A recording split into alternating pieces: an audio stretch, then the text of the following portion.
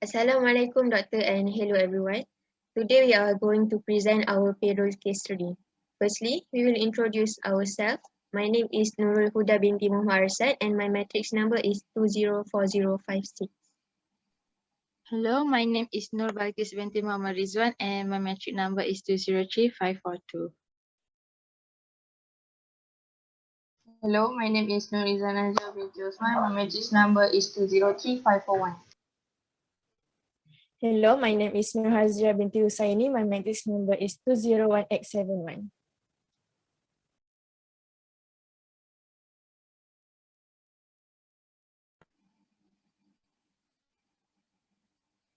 Next slide. Other diagrams for payroll transaction of work hard. Following are the diagrams for payroll transactions of work hard berhad.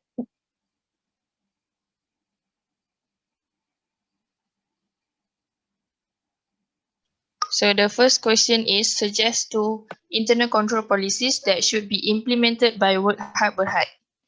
So the first suggestion is segregation of duties. Work Hard Berhad may have different employees to perform different tasks related to the payroll. This means that only certain individuals can access the entirety of the payroll system information. It is because it will help the organization reduce the risk of unauthorized changes or transaction related to payroll. So the next suggestion is inspect payroll records.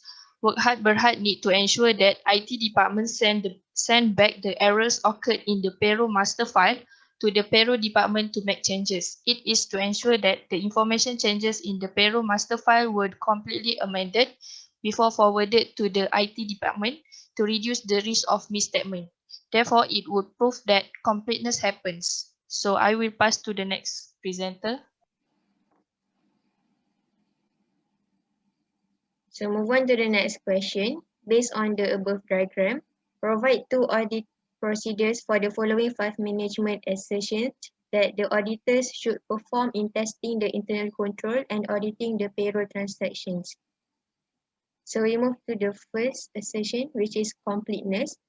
Firstly, review and test the entities verification procedure, which is the payroll master file and timesheet by verifying all of these employees' work during the time period. Secondly is review the weekly payroll reports by using CAATs and reconcile the total to the general ledger that include payroll expense account and related accruals.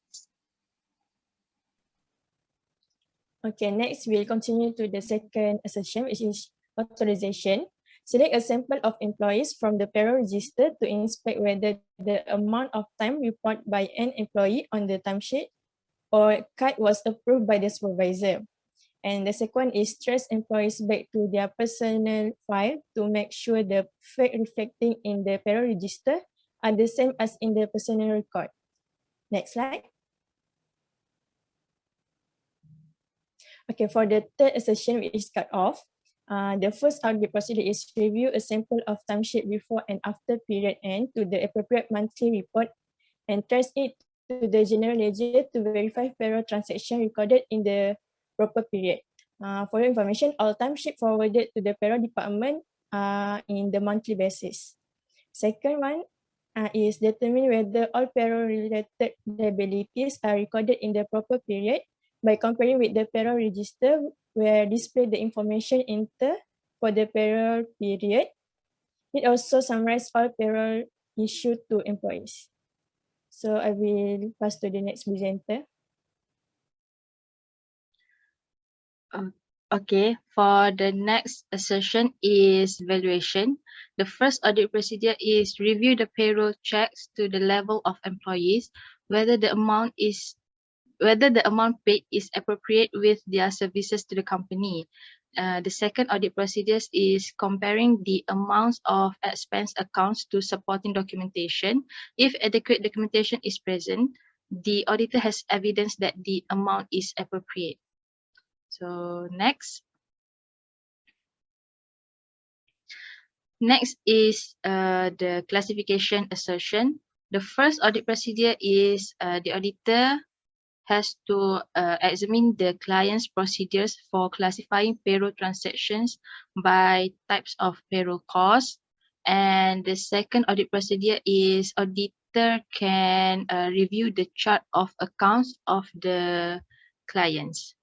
So that's all from our group. Thank you.